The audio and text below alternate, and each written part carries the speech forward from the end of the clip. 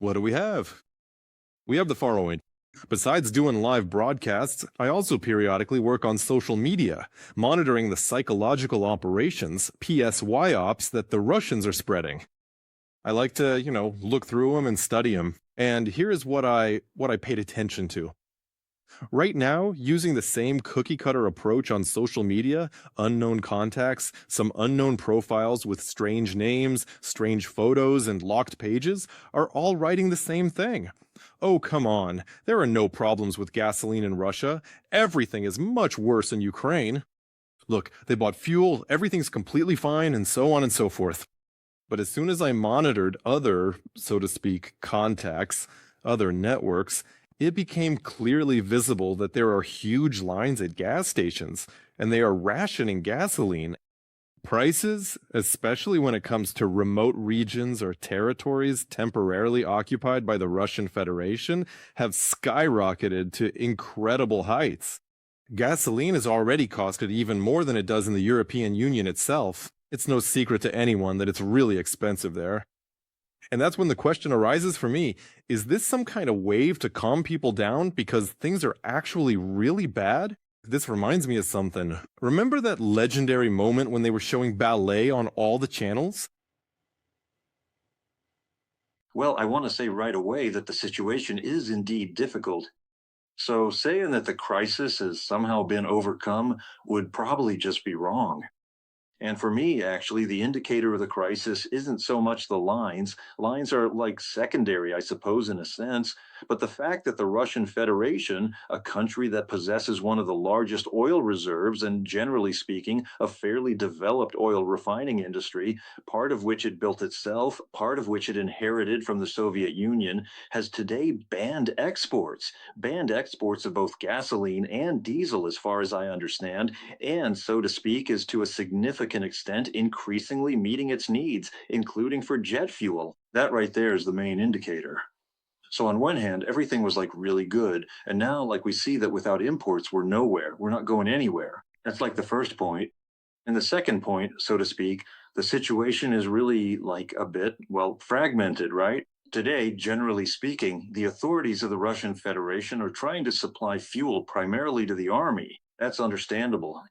If we're talking about geographical distribution, these are some ways, so to speak, to redistribute fuel supplies directly in favor of, say, St. Petersburg, Moscow, and others, so to speak, big cities.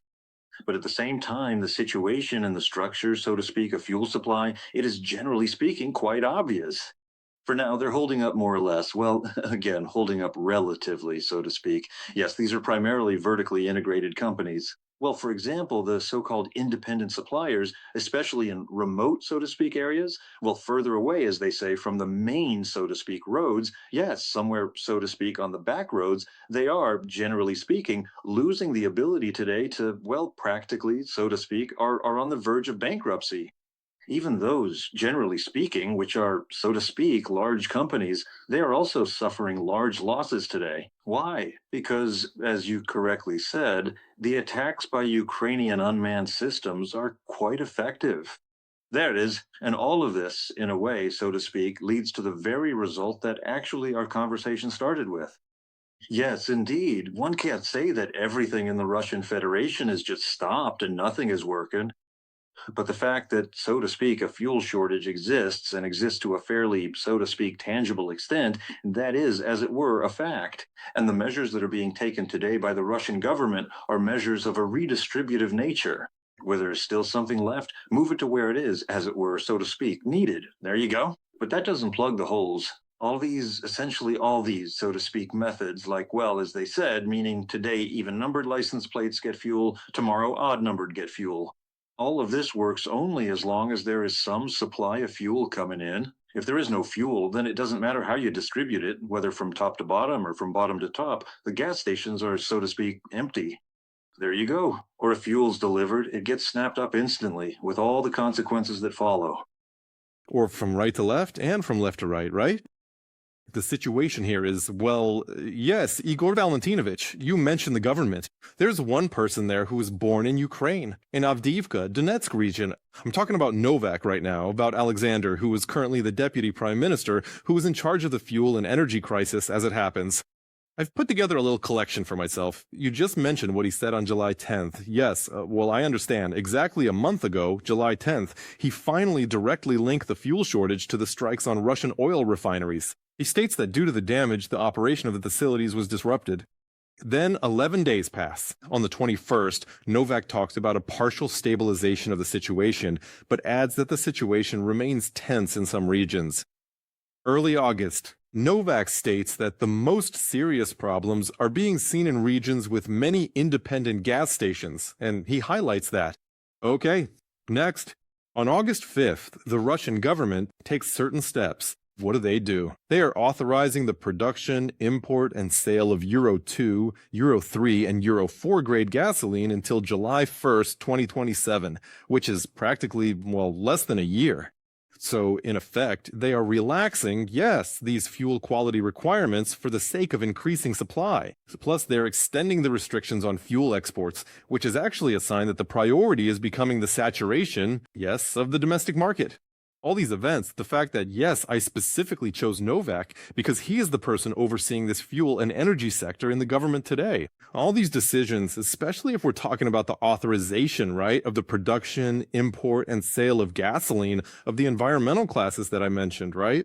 And these relaxations of quality requirements, can this yield any long-term results? Or the short-term, let's say, solutions that, well, in principle, theoretically could help, but not for long?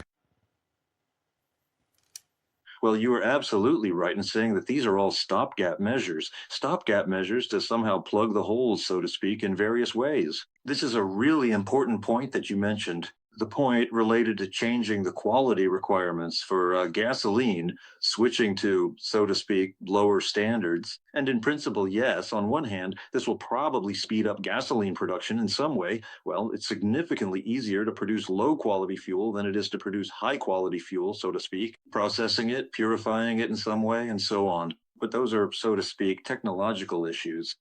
But it's clear that all of this, so to speak, will naturally affect gasoline consumers as well, right? Because whatever we might say, several generations have passed in the Russian Federation where, relatively speaking, Soviet cars were replaced by imported cars that were, so to speak, secondhand, and then, so to speak, of higher quality. And actually, Russian car factories were also trying to switch to higher quality engines, so to speak. Well, that's how this transition ended, so to speak. This is evidence that the Russian economy, under the influence of sanctions and the war, is simply degrading. Instead of moving forward, we are lowering standards in order to cover up, in order to plug some holes. And actually, this is, so to speak, chasing the horizon. Some new opportunities appear, so to speak, to redistribute something, to take from somewhere, so to speak, but oil refineries continue to be destroyed. And in this way, these opportunities, so to speak, disappear, and the situation in general remains quite tense. As for the verbal framing, well, everything is clear here too. Like under Putin, things cannot be bad. Therefore, yes, we admit we have isolated problems. This is also a well-known, so to speak, phrase from the Soviet Union era, but we are successfully solving them. And after all, what kind of country is it without problems, without some action? Well, Vladimir Vladimirovich wanted some action, and he got some gasoline action. So congratulations to him on that. The Russian economy is gradually collapsing, asserts Andriy Zakrevsky, deputy director of the Energy and Natural Resources Station of Ukraine. In turn, he spoke about this on our broadcast and said that one of the reasons for this is the strikes on Russian energy facilities. And besides that, Zakrevsky believes that the Russian economy is also being ruined by the Russians themselves, who are stealing from the repair of military equipment. Let's hear the direct quote and discuss it. If you take Russia's entire budget right now and look at how much is spent on high-tech, modern things, they're actually in a terrifying situation. And this doesn't advance them in the war either because theft is happening. Ukraine, for instance, is trying to produce more and more drones now and repair fewer and fewer tanks. But in Russia, this issue remains just as open. That destroyed tank column we just saw, that's actually a joy for Putin because he can steal again by repairing old equipment on old scrap metal at controlled, captive enterprises that handle the repairs of this equipment. There you go. And this kind of development will continue for Putin until the very last days of the war. until the very last moment when the economy finally collapses. Soon it will. Right now, I estimate that it will shrink by 15 to 20% over the next year. What else, Igor Valentinovich, is a big, reliable economic backbone for the Russian Federation that needs to be periodically destroyed? Well, naturally, everything related to energy, I would talk about that first and foremost, and that's obvious. So to speak, yes. And energy in the broad sense of the word is not just oil refineries, but it is also, in general, power generation and power transmission. It is clear that these are various types of transport systems, so to speak, railways, train stations, hubs, all of these things, and so on. Because otherwise, without this, so to speak, the economy simply doesn't survive. And naturally, so to speak, these are various types of facilities that are one way or another connected to the military industrial complex. These could be dual use enterprises. They make something there that goes, as they say, into civilian sectors, but also military ones. It's all, like, so to speak, understandable. But in addition to this, naturally, there are further, so to speak, sanctions against the Russian Federation, which would isolate the Russian Federation, Russia, even more from foreign markets, both in terms of importing certain goods and in terms of, so to speak, this bottlenecking that has occurred today, this separation of the Russian Federation from international financial markets. This directly forces them to look more and more for ways to, so to speak, extract more money from the economy for the war. Well, and this kind of, so to speak, extracting of money, naturally, it destroys the economic system itself. This is first and foremost a deficit in the state budget, the Russian federal budget. And so let's say, as the Russian Federation somehow finds money and continues to militarize more and more, yes, the faster, so to speak, the collapse of this economy will actually happen. And we remember the recent statement by Moscow Mayor Sabyanin, who said directly that, so to speak, a war economy is death for a civilian economy. But he, of course, wrapped all this, so to speak, in such, as it were, polite diplomatic phrasing. But the idea, so to speak, is clear. At a certain stage, an overly militarized economy begins to destroy itself. Effectively eaten itself, right? I also want to. It is. Yes, practically, yes. Igor Valentinovich, well, sometimes there becomes a lot of gasoline in the regions. Well, that doesn't happen that often because Putin doesn't go out to the people or travel to the regions that often. But it turns out that during Putin's visits to the regions, a lot of gasoline appears at gas stations, and it's cheap, too. This information, yes, is being reported by the respected French publication Le Monde. Well, they describe an example like this. In Siberian Krasnoyarsk on August 3rd, fuel was delivered to all city gas stations, even those that had been empty for several weeks. And fuel prices were cut in half, from 140 rubles per liter to 67. The publication believes this is how local authorities are trying to mask the fuel crisis so as not to spoil the Kremlin chief's election campaign. And I'm here, yes, I'm not a representative of Le Monde, but I'll add, well, and the mood, apparently, so as not to spoil it for Putin, yes, whom he is visiting when he arrives. I understand that this is more of an informational news item that we just voiced, but still, right? Well, it turns out that there are still some reserves in the regions. Siberia was mentioned here. There is still something left. But Igor Valentinovich, I'd like to ask you now, not so much as an economist, but yes, as an expert in this context. What do you think? Does Putin not know what is happening with oil? On the other hand, it seems like he does know. There was a meeting somewhere where he gave instructions, especially regarding Crimea, to find resources to supply the region with fuel. Well, I think that for Putin, the main thing is, so to speak, peace and quiet, right? I mean, really, why worry about the people? Everything is there, everything is fine. Moscow, so to speak, is feeding off of them, as they say. Everything is, so to speak, great. Therefore, in this sense, I honestly don't think that Putin gets into the kind of details that we are discussing, so to speak.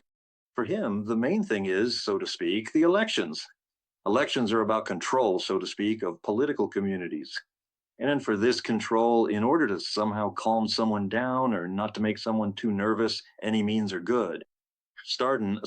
from political repressions, which are quite active in the Russian Federation today, and ending with these, so to speak, stunts like, the master has arrived and the master has everything, a red carpet, wonderful, Potemkin villages. And this, in principle, as far as I understand, is not the first time. We remember, so to speak, Putin's arrivals in many cities when asphalt was just laid, so to speak, right on the ground, and there are all sorts of other, so to speak, things. So, really, well, there's nothing surprising here, right?